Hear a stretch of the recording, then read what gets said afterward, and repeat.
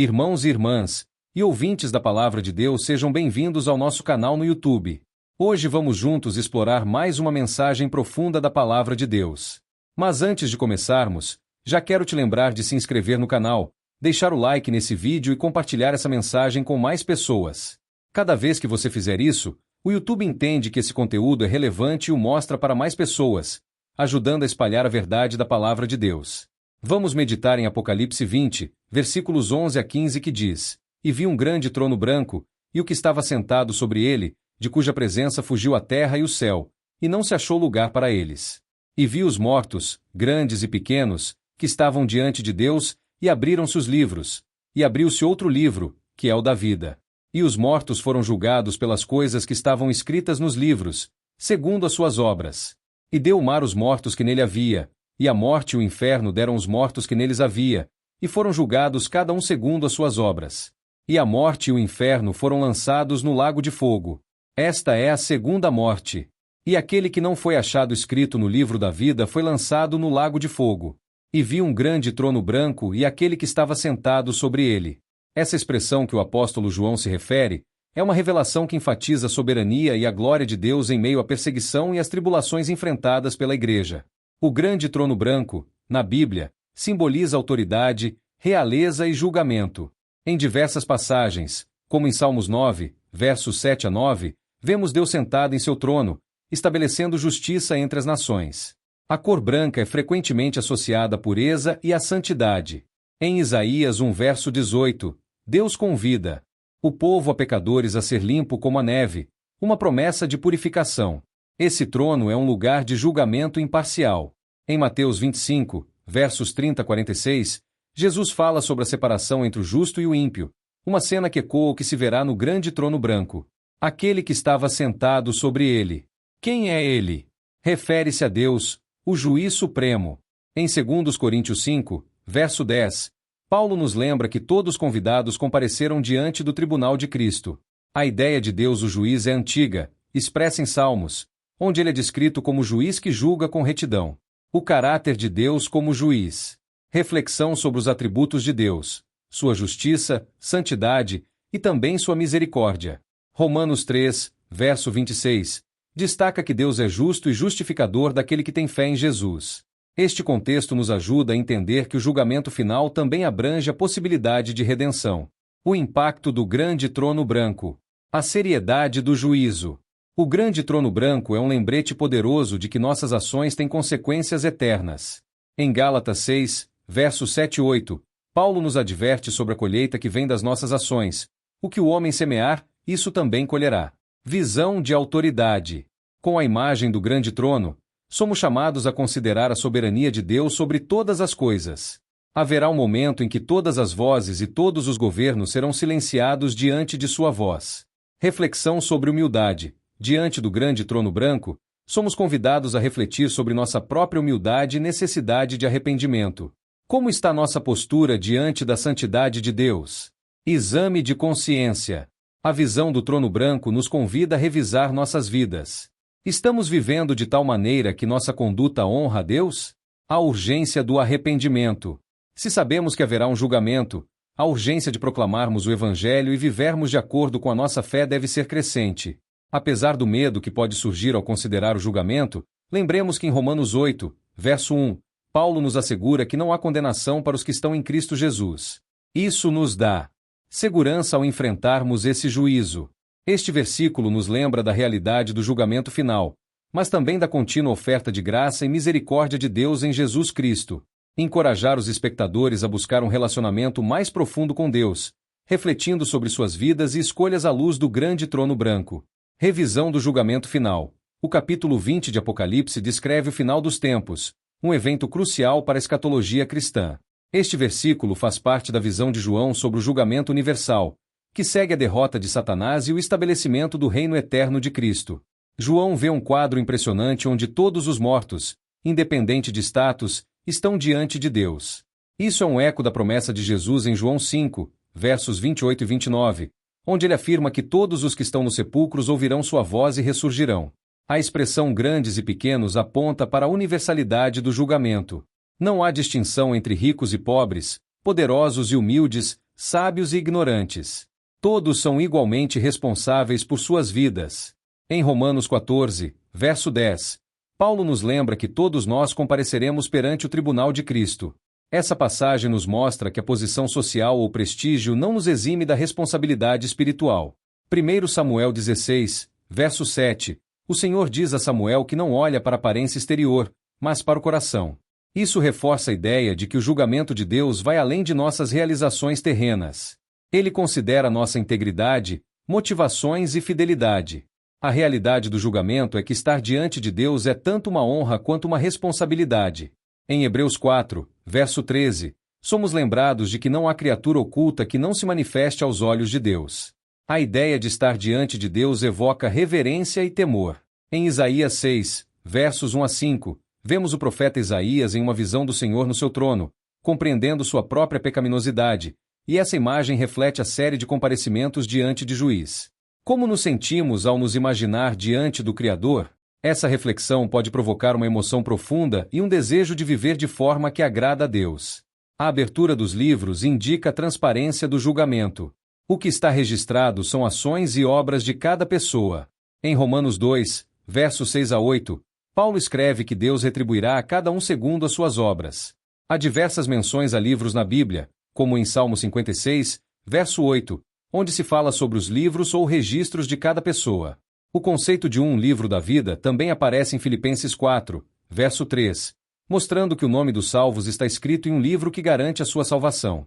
A ideia de que nossas ações são registradas nos ajuda a entender que não estamos vivendo vidas sem propósito. Cada ação, cada pensamento e cada palavra tem um peso e uma consequência. Este versículo não diz que somos salvos pelas obras, mas que nossas obras são evidências da fé que professamos. Obras como reflexo da fé. Isso implica que as mudanças de nossa fé serão manifestadas em nossas ações. Como estão nossas obras refletindo nossa fé? Este é um convite para uma autoavaliação e um alinhamento de vida. Pergunte a si mesmo: estão minhas ações em conformidade com o que professamos como seguidores de Cristo? Se sabemos que um dia prestaremos contas, temos a responsabilidade de viver como embaixadores de Cristo, sendo sal e luz no mundo. Mesmo diante da justiça, a boa nova é que podemos encontrar perdão e redenção em Cristo. Somos lembrados de que confessamos nossos pecados, Ele é fiel e justo para nos perdoar. Em Deus, há esperança de que toda injustiça seja corrigida e que todos nós tenhamos a oportunidade de experimentar sua graça. E os mortos foram julgados, pelas coisas que estavam escritas nos livros, segundo as suas obras.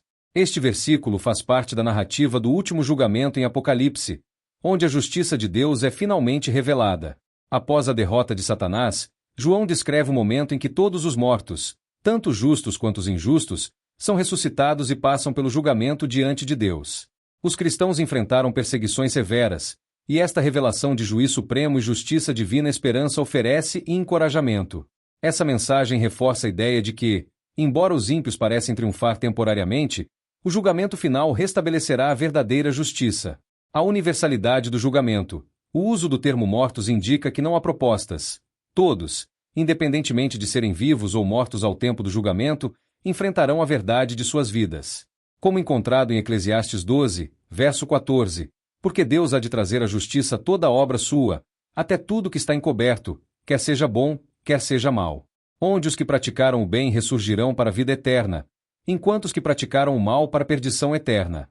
O versículo de Apocalipse não faz distinção entre as categorias de mortos, reforçando que todos serão avaliados no mesmo padrão de justiça divina. Os livros referem-se a registros de ações e decisões. Em Daniel 7, verso 10, também encontramos a imagem de livros sendo abertos no tribunal celestial, onde a justiça divina é administrada. Esses livros representam a totalidade das ações humanas, lembrando que nada está oculto aos olhos de Deus. Uma comparação com o livro da vida é importante aqui. Em Filipenses 4, verso 3, Paulo menciona aqueles cujos nomes estão escritos na vida, indicando que o julgamento se dá não somente sobre as obras, mas também sobre a relação que se tem com Deus. O que significa ter seu nome no livro da vida para sua salvação?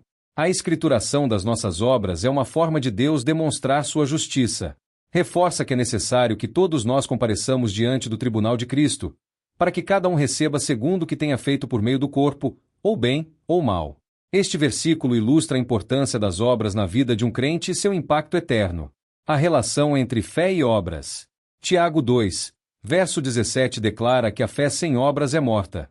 Isso não sugere que as obras sejam meio de salvação, mas sim que devem ser um reflexo da fé verdadeira. A verdadeira fé em Cristo se manifesta em ações que agradam a Deus e servem ao próximo. O julgamento baseado nas obras em Apocalipse 14, verso 13, vemos a bem-aventurança daqueles que morrem no Senhor, pois suas obras o seguem. Isso indica que as obras têm um papel significativo no contexto da vida eterna. As recompensas no céu são proporcionais às nossas ações aqui na terra. A ideia de ser julgado segundo as suas obras pode gerar temor, mas também deve nos motivar a procurar viver de forma que honre nosso Senhor. Em Romanos 2, versos 6 a 8, é dito que Deus retribuirá a cada segundo as suas obras, se antes boas ou mais, mostrando a responsabilidade que temos sobre nossas escolhas. Conscientização sobre ações e consequências. Como este versículo aponta para a realidade do juízo, devemos examinar nossas vidas com sinceridade. Estamos vivendo à luz do Evangelho? Nossas ações refletem nossa fé? Esse é um convite a uma avaliação pessoal para ver se estamos vivendo de acordo com os princípios de Deus. Diante da possibilidade do julgamento, somos chamados a sermos agentes de mudança no mundo. Mesmo ao considerarmos o julgamento, precisamos registrar que há graça em Cristo. Ele é fiel e justo para nos perdoar e nos purificar de toda injustiça. Isso oferece um caminho de esperança e renovação diante do juízo. É uma chamada para que vivamos com propósito e intencionalidade. A realidade do julgamento deve nos encorajar a seguir um caminho que glorifique a Deus. Esse versículo nos garante que cada um será julgado de maneira justa. Não haja engano ou injustiça no tribunal de Deus. Ele é o juiz perfeito que conhece os corações. E a morte e o inferno foram lançados no lago de fogo. A morte e o inferno, que representam a separação definitiva de Deus e o estado de pecado, são finalmente derrotados. A expressão segunda morte refere-se a uma morte espiritual e eterna, em contraste com a morte física. Enquanto todos os seres humanos enfrentam a morte física, a segunda morte implica a separação eterna de Deus. Para os cristãos, este versículo serve como uma advertência sobre as consequências do pecado, mas também como uma consolação, pois reafirma as promessas de que, no final, Deus prevalecerá e tudo que for mal será eliminado. A morte e o inferno foram lançados no lago de fogo. Esta é a segunda morte. O inferno mencionado aqui do grego Hades ou Sheol representa o estado dos mortos ou lugar dos que morreram sem salvação. O que este versículo enfatiza é que, ao final dos tempos, nenhuma forma de morte ou separação de Deus prevalecerá. Paulo fala sobre a vitória sobre a morte. Quando, porém, o que é corruptível se revestir da incorruptibilidade, e o que é mortal se revestir da imortalidade, então se cumprirá a palavra que está escrita. Tragada foi a morte na vitória onde, ó morte, está o teu aguilhão? Em Apocalipse 21, verso 8, é descrito como o destino dos ímpios. Diz mais, quanto aos tímidos, e aos incrédulos, e aos abomináveis, e aos homicidas, e aos fornicadores, e aos feiticeiros, e aos idólatras, e a todos os mentirosos, a sua parte será no lago que arde com fogo e enxofre, que é a segunda morte. O lago de fogo representa a culminação do juízo divino e a total separação de Deus. A segunda morte não é apenas a morte física, mas também a morte espiritual e a separação eterna de Deus. É a consequência final para aqueles que não foram salvos. Em João 5, versos 28 e 29, Jesus menciona a ressurreição dos justos e dos injustos, que reforça a ideia de que todos ressuscitarão, mas o destino será diferente, vida eterna com Deus ou vida eterna sem Deus. O versículo enfatiza a justiça de Deus. Não apenas aqueles que morrem fisicamente diante da consequência do pecado, mas o julgamento final é a confirmação da justiça divina. Deus está afirmando que todo mal será julgado e removido. Para os cristãos, Apocalipse 20, verso 14 traz uma mensagem de esperança. A promessa de que a morte e o pecado serão eliminados traz uma expectativa de vida eterna em comunhão com Deus. Ao mesmo tempo, serve como um aviso sério para aqueles que rejeitam a graça divina. A consequência da segunda morte ressalta a importância da escolha de aceitar ou rejeitar a salvação em Cristo. Apocalipse 20, verso 14 não é apenas uma declaração sobre o destino da morte e do inferno. É um sermão sobre a vitória definitiva de Deus sobre o mal e um chamado à reflexão sobre o nosso próprio destino eterno. É importante que os crentes entendam o peso destas palavras e vivam de acordo com a verdade do Evangelho, buscando sempre a comunhão com Deus e a vida eterna prometida por Cristo. O livro da vida é indicado em várias partes da Bíblia como um registro dos que foram salvos. Em Apocalipse 3, verso 5 diz: Quem vencer será assim vestido de vestiduras brancas, e de maneira não apagarei o seu nome do livro da vida. Antes, confessarei o seu nome diante de meu Pai e diante dos seus anjos. Em Lucas 10, verso 20, Jesus diz aos seus discípulos: Em vez disso, alegrem-se porque os nomes de vocês estão escritos nos céus. Isso demonstra que o livro da vida é de suma importância para a salvação. O versículo revela um juízo final, onde aqueles que não têm seus nomes escritos no livro da vida são lançados no lago de fogo. Isso é um símbolo de relatórios eternos e separação total de Deus. É reiterado que os covardes, os incrédulos, os abomináveis, os homicidas, aos fornicadores, os feiticeiros, os idólatras e todos os mentirosos têm sua parte no lago que arde com fogo e enxofre. Isso destaca a seriedade do juízo e a exclusão da presença de Deus. O fato de alguém estar ou não no livro da vida tem implicações não apenas para o juízo final, mas também para a condição espiritual de uma pessoa durante a vida presente. Ter o nome no livro significa que a pessoa tem um relacionamento genuíno com Deus por meio da fé em Cristo. O versículo é um poderoso lembrete das consequências da coleta ao plano salvador de Deus em Cristo. A linguagem forte usada para descrever o destino dos que não estão no livro da vida enfatiza a seriedade da decisão de seguir ou não a Cristo. A promessa de que os nomes dos vencedores não seriam apagados do livro da vida dá aos crentes a segurança da salvação. Porém, isso também implica um chamado à perseverança na fé. A inclusão no livro da vida é uma demonstração da graça de Deus. Ninguém merece estar nesse livro por méritos próprios. É um presente oferecido por meio da fé em Jesus Cristo. Vamos para a conclusão desta mensagem. Todas as verdades mais sérias e cruciais das Escrituras sobre o julgamento final e a necessidade de estar em uma relação correta com Deus. Este versículo serve como um alerta aos não-crentes e uma fonte de encorajamento para os fiéis sobre a importância da permanência firme na fé. A descrição do lago de fogo e a menção do livro da vida nos lembra da urgência da missão da igreja e do chamado pregar o Evangelho. Meus amados irmãos e irmãs, eu sou o evangelista Ronaldo e quero agradecer por estar aqui conosco. Não sei a que horas você está ouvindo essa mensagem, mas o que importa é que você faz parte dessa comunidade. Se você foi tocado por este conteúdo e deseja se aprofundar mais na palavra de Deus, eu peço que você nos ajude a espalhar essa mensagem poderosa. Curta este vídeo. Isso nos ajuda a alcançar mais pessoas que precisam ouvir a verdade do Evangelho. Compartilhe com seus amigos e familiares. Juntos, podemos levar esperança e luz a quem está precisando. Deixe seu comentário.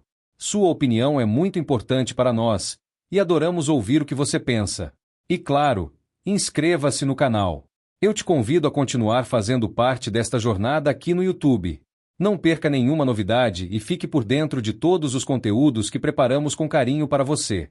Conto com seu apoio para que possamos continuar essa missão e levar a mensagem de Deus ainda mais longe. Vamos juntos transformar vidas. Que Deus abençoe a sua vida abundantemente.